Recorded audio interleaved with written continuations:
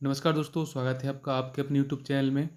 Madhya Pradesh SI की आगामी vacancy के लिए लिखित परीक्षा का पाठ्यक्रम क्या हो सकता है आपका, उसके बारे में डिस्कस करेंगे। साथ ही साथ यह भी जानेंगे कि आपके किस सेक्शन से कितने प्रश्न पूछे जाते हैं और आपको आपका एग्ज़ाम में कितना टाइम इसमें दिया जाता है। वीडियो शुरू करने से पहले यदि आप हमारे यूट्यूब चैनल पर पहली बार आए हो तो चैनल को सब्सक्राइब कर लेना, वीडियो को लाइक कर देना आने वाली वीडियोज़ की इन्फॉर्मेशन के लिए। देखिए, बात करें एमपीएसआई की आगामी वैकेंसी। देखिए, आपको जैसे कि मालूम होगा 2023 इलेक्शन ईयर है, तो वैकेंसी तो आपकी आनी है। ये निश्चित है कि आपकी वैकेंसी आनी है, तो आपको सिलेबस की जानकारी होना काफ़ी ज़रूरी है। देखिए, सिलेबस देखने से पहले यदि आप हमारे यूट्यूब चैनल पर पहली बार आए हो दोस्तों, तो सब्सक्राइब जरूर कर लेना। देखिए, सब्सक्राइब करोगे तो आने वाले वीडियोज़ की इन्फॉर्मेशन आपको टाइम टू टाइम मिलती रहेगी। तो सब्सक्राइब कर लेना और वीडियो को लाइक कर देना। देखिए, बात करें एमपीएसआई में 2 प्रकार के पदों पर वैकेंसी निकलती हैं, टेक्निकल पदों पर और नॉन टेक्निकल पदों पर। इसमें हम दोनों के लिए सिलेबस देखेंगे। देखिए, बात करें टेक्निकल जो वैकेंसी आती है उनके लिए अधिकतम 100 अंक का एक पेपर होता है। साथ ही साथ उन्हें नॉन टेक्निकल का भी उनके पेपर होते हैं, जिसमें 200 अंक होते हैं टोटल। सबके बारे में डिस्कस करेंगे। देखिए, पहले देख लेते हैं टेक्निकल पदों के लिए। देखिए, इसमें आपकी रसायन शास्त्र से 33 प्रश्न पूछे जाते हैं, भौतिक शास्त्र से 33 प्रश्न पूछे जाते हैं और 34 प्रश्न पूछे जाते हैं मैथ से। इस तरीके से 100 अंक का आपका टेक्निकल वालों का पहला पेपर होता है। इसमें जो नॉन टेक्निकल वाले होते हैं, जिन्होंने सामान्य विषय से ग्रेजुएशन करी होती है, उनके लिए टेक्निकल पदों पर वो योग्य नहीं होते हैं इसमें फॉर्म अप्लाई करने के लिए। आपको इसमें ग्रेजुएशन में रसायन शास्त्र, भौतिक शास्त्र और गणित का होना ज़रूरी रहता है ग्रेजुएशन में, स्नातक स्तर पर। तो उनके लिए टेक्निकल पदों पर वह अप्लाई कर सकते हैं। तो आपका 100 अंक का पहला पेपर होता है टेक्निकल वालों का। देखिए, बात करें टेक्निकल और नॉन टेक्निकल दोनों पदों के लिए जो सेकंड पेपर स्टार्ट होता है, देखिए इसमें भी अधिकतम 100 अंक होते हैं। इसमें 30 अंक की पूछी जाती है इंग्लिश, फंक्शनल ग्रामर इंग्लिश, और 70 अंक की हिंदी पूछी जाती है। बात करें इंग्लिश में, तो देखिए इंग्लिश में 10th +2 लेवल की इंग्लिश इसमें पूछी जाती है।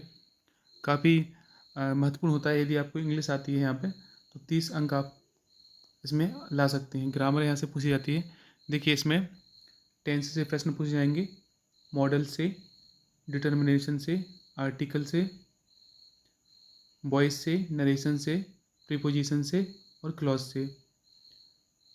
इन 8 के 8 टॉपिक को आपको अच्छे से याद कर लेना है, अच्छे से समझ के जाना है और इनसे आप प्रिपेयर करके अपने अंक को बढ़ा सकते हैं।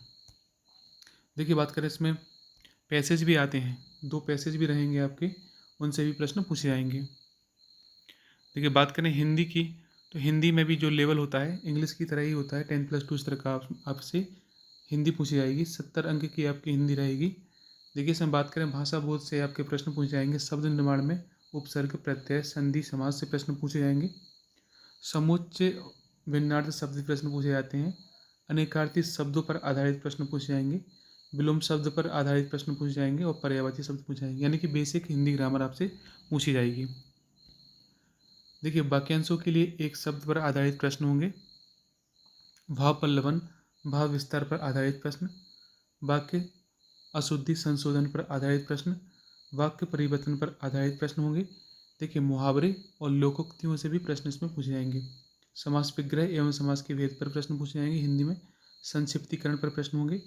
भिन्नार्थ समुच्चारित शब्द पर प्रश्न होंगे। पारिभाषिक तकनीकी शब्दों के प्रयोग पर प्रश्न इसमें होंगे। वाक्य भेद में रचना, अर्थ के आधार पर वाक्य रूपांतरण पर प्रश्न होंगे। शब्द युग्म पर भी प्रश्न पूछे जाएंगे। बोली, विभाषा, मातृभाषा, राष्ट्रभाषा, राजभाषा से भी प्रश्न पूछे जाएंगे। मुहावरे, लोकोक्तियों का वाक्य में प्रयोग पूछा जाएगा। यानी कि आपको बेसिक हिंदी ग्रामर की नॉलेज होना काफ़ी ज़रूरी रहेगा। देखिए, 70 अंक की आपकी हिंदी आती है। हिंदी में यदि आप एडवांटेज ले लेते हो तो आप अच्छे से अपने अंक इसमें स्कोर कर सकते हो। देखिए, बात करें हिंदी में और इसमें काव्य बोध से क्या प्रश्न पूछे जाएंगे। काव्य की परिभाषा, भेद, मुक्तक काव्य, प्रबंध काव्य, महाकाव्य और खंड काव्य पर प्रश्न होंगे। रस में देखिए परिभाषा, अंग, भेद, उदाहरण पर प्रश्न होंगे। अलंकार में वक्रोक्ति, अतिशयोक्ति, अन्य युक्ति पर प्रश्न होंगे। छंद में गीत का, हरिगीत का, उल्लाला, रोला पर प्रश्न होंगे। रस परिचय में रस का अंग, रस भेद, उदाहरण सहित अलंकार, छंद, वाक्य की परिभाषा, वाक्य के भेद पर आधारित प्रश्न होंगे। क्षेत्रीय बोलियों में बात करें तो देखिए क्षेत्रीय बोलियाँ पूछी जाएंगी, पहेलियाँ, चुटकुले, लोकगीत, लोक कथाओं का परिचय, खड़ी बोली में उनका अनुवाद, यहाँ से भी प्रश्न पूछे जाते हैं। और मध्य प्रदेश से प्रकाशित होने वाली पत्र एवं पत्रिकाओं की जानकारी आपको होना चाहिए। और देखिए अपठित बोध में यहाँ से प्रश्न पूछे जाएंगे, एक गद्यांश होगा, शीर्षक, सारांश एवं प्रश्न इसमें पूछे जाएंगे, एक पद्यांश होगा, इसमें शीर्षक, सारांश और प्रश्न इसमें पूछे जाएंगे। देखिए हिंदी में बेसिकली आपकी हिंदी संपूर्ण ग्रामर इसमें पूछी जाती है। व्याकरण का इम्पोर्टेंस काफ़ी ज़रूरी है, इंग्लिश में भी और हिंदी में। आपको दोनों को अच्छे से करके जाना है एग्ज़ाम में, तब आप अपने नंबर को इस एग्ज़ाम में इंक्रीज कर सकते हो। देखिए बात करें इसमें जो 100 अंक का और पूछा जाता है, इसमें टेक्निकल और नॉन टेक्निकल दोनों के लिए प्रश्न होते हैं। देखिए इसमें आपका GK GS MP का और साथ ही साथ आप इसमें मैथ और रीजनिंग के प्रश्न होते हैं। देखिए सामान्य ज्ञान में वस्तुनिष्ठ प्रकार के मध्य प्रदेश राज्य के राष्ट्रीय एवं अंतर्राष्ट्रीय सामान्य ज्ञान के जानकारियों के अतिरिक्त गणित, इतिहास, भूगोल, अर्थशास्त्र, राजनीति विज्ञान, सामाजिक विज्ञान एवं विज्ञान विषयों पर आधारित प्रश्नों के साथ जनरल एप्टीट्यूड, सामान्य बुद्धि, गुणवत्ता, रीजनिंग के संबंधी प्रश्न इसमें शामिल होंगे। देखिए इस तरीके से आपके इसमें सिलेबस MPSI में पूछा जाता है। तो सिलेबस की जानकारी होना बेहद ज़रूरी होता है। देखिए कि आपको सिलेबस मालूम नहीं होगा तो आप बिना प्रिपरेशन के एग्ज़ाम में जा नहीं सकते हो, वहाँ पर आपको कुछ ज़्यादा समझ में आने वाला है नहीं। तो सिलेबस को अच्छे से देख लीजिए, सिलेबस को प्रिपेयर कीजिए, सिलेबस के अकॉर्डिंग अपनी तैयारी कीजिए और एक स्ट्रेटेजी बनाइए कि आपको किस तरीके से इसमें स्कोर करना है। MPSI की आगामी वैकेंसी आने वाली है, जब तक के लिए अच्छे से तैयारी कीजिए।